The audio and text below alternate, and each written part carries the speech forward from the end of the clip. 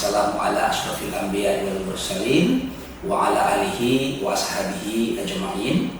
Adik-adik mahasiswa, semoga kita senantiasa dalam keadaan sehat dan walafiat. Pada kesempatan ini kita akan melanjutkan diskusi kita pada perkuliahan usul fikih dengan tema qiyas dan kedudukannya sebagai sumber hukum Islam.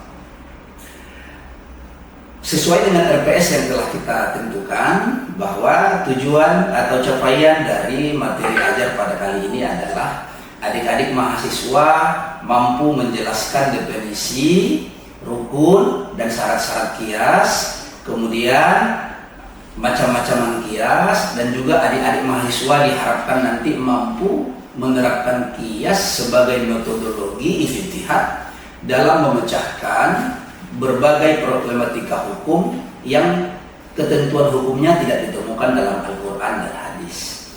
Adik-adik mahasiswa, sebelum saya menjelaskan tentang qiyas lebih lanjut, kita flashback dulu pertemuan kita pada sebelumnya, bahwa kita telah membahas masadirul ahkam atau sumber-sumber hukum Islam itu ada yang disepakati, ada yang tidak disepakati.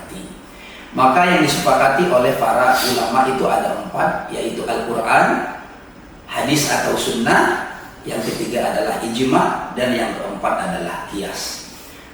Kali ini kita akan melanjutkan diskusi kita seputar qiyas. Apa qiyas, apa saja rukun dan syaratnya, bagaimana pelaksanaan operasionalnya akan kita diskusikan. Dalam pembahasan qiyas kali ini kita akan mengulas tentang pengertian qiyas, rukun dan syarat qiyas, macam-macam qiyas, dan kedudukannya sebagai sumber hukum dalam Islam. Adapun pembahasan yang pertama adalah pengertian qiyas. Ketika kita membaca berbagai literatur, maka kita akan menemukan definisi qiyas secara bahasa adalah berarti mengukur, membandingkan sesuatu dengan yang lain. Imam Al-Ghazali misalnya dalam kitab Al-Mustasfa menjelaskan definisi qiyas itu adalah menjadikan suatu perkara berada dalam makna perkara lain dalam hukum karena keduanya memiliki ilat yang sama.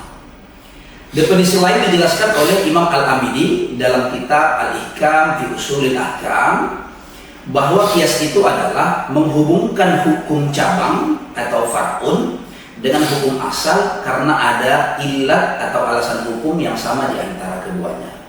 Jadi dari definisi ini dapat kita pahami bahwa qiyas itu adalah menyamakan, menganalogikan sesuatu yang baru dengan sesuatu yang lama karena adanya kesamaan ilat ataupun sebab hukum. Kita akan bahas dan diskusikan satu persatu tentang rukun qiyas ini beserta persyaratan-persyaratan yang ada pada setiap rukun ini. Yang pertama adalah al-aslu atau pokok.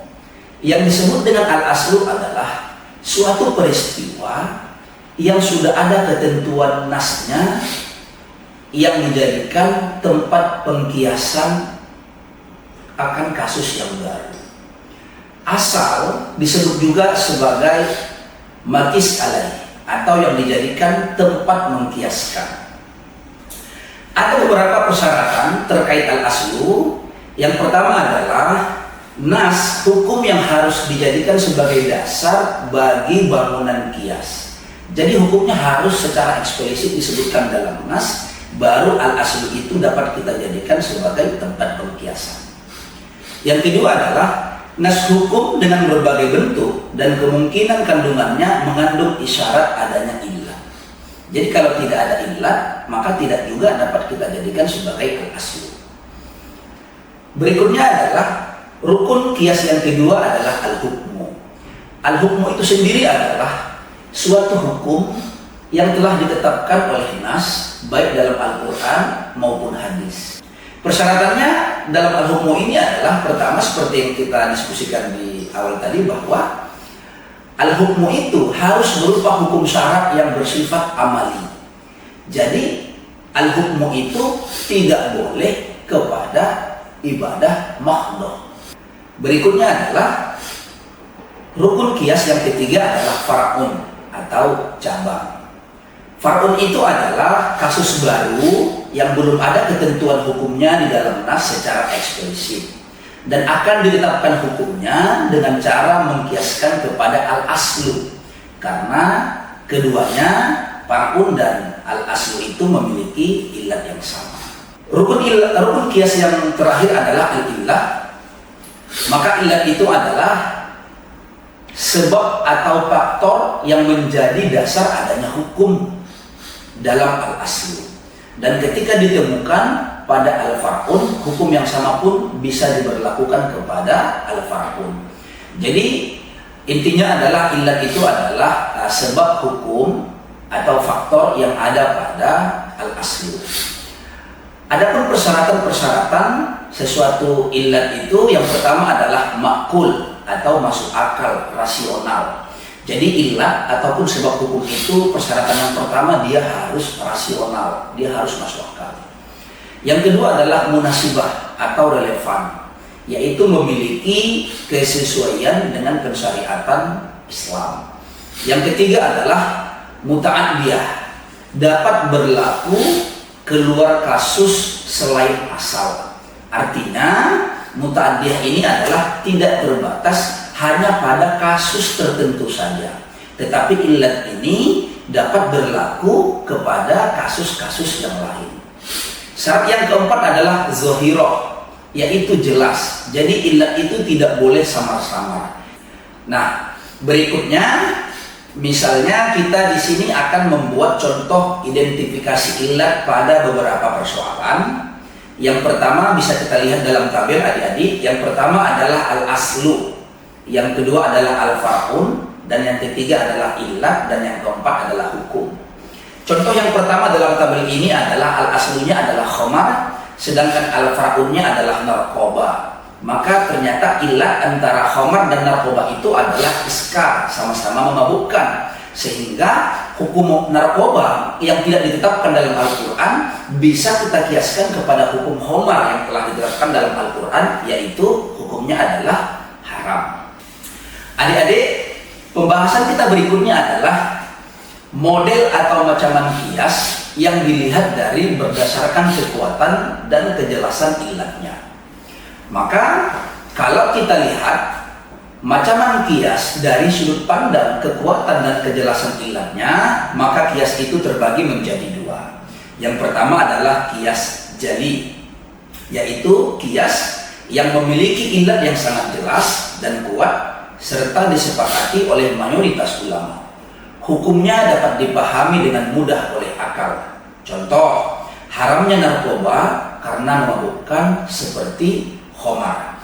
Maka dalam contoh ini ilatnya adalah iskar, dan ini sangat jelas dan karena langsung ditunjukkan oleh nas pengharaman khamar itu sendiri. Model kias yang kedua adalah kias khafi.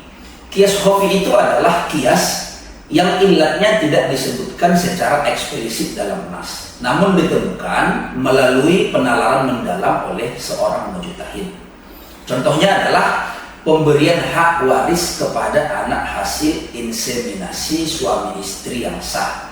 Ini dianalogikan dengan anak biologis.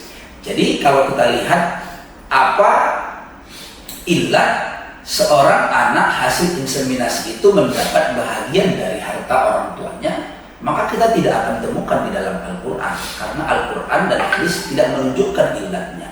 Namun ini bisa kita temukan dengan melalui penalaran yang mendalam sesuai dengan 3 bentuk penalaran yang telah kita kemukakan pada pembahasan sebelumnya, yaitu ternyata setelah diteliti maka ilatnya adalah diilatkan karena dia dianalogikan dengan anak biologis. Kemudian adik-adik, pembahasan kita yang berikutnya adalah kedudukan kias sebagai sumber hukum Islam.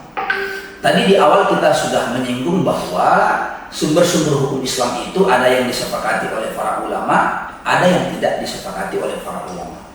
Lantas, bagaimana halnya dengan kias sebagai sumber hukum Islam? Bagaimana pandangan para ulama terhadap kedudukan kias ini? Maka dalam sistem hukum, kias menempati posisi penting sebagai salah satu dari sumber hukum yang disepakati oleh jumhur ulama setelah Al-Quran, Sunnah, dan Ijma. Jadi setelah Al-Quran, Sunnah, Ijma, barulah kias menempati posisi yang keempat sebagai sumber hukum Islam. Kias yang merupakan metode analogi hukum yang digunakan oleh para mujtahid untuk menetapkan hukum terhadap sesuatu kasus yang baru atau kita sebut dengan faraun yang tidak dapat nas secara eksplisit dengan cara mengkiaskan pada kasus al-asal atau kasus pokok yang memiliki kesamaan ilat ataupun sebab hukum. Adik-adik sekalian, kesimpulan dalam pertemuan kita kali ini adalah pertama, kias merupakan metode istinbat hukum yang digunakan untuk menetapkan hukum atas masalah baru yang tidak disebutkan secara eksplisit di dalam nas, yaitu Al-Quran, Sunnah, dengan cara melakukan analogi atau penyamaan hukum dari hukum yang asal kepada hukum yang far'un atau hukum yang cabang.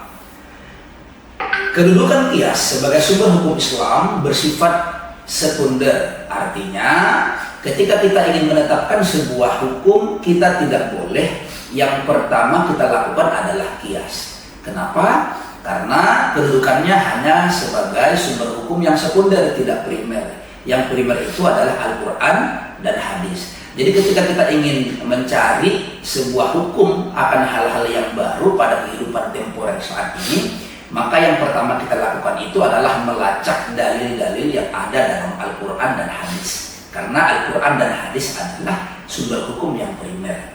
Ketika kita tidak menemukannya, barulah kita beralih kepada ijma.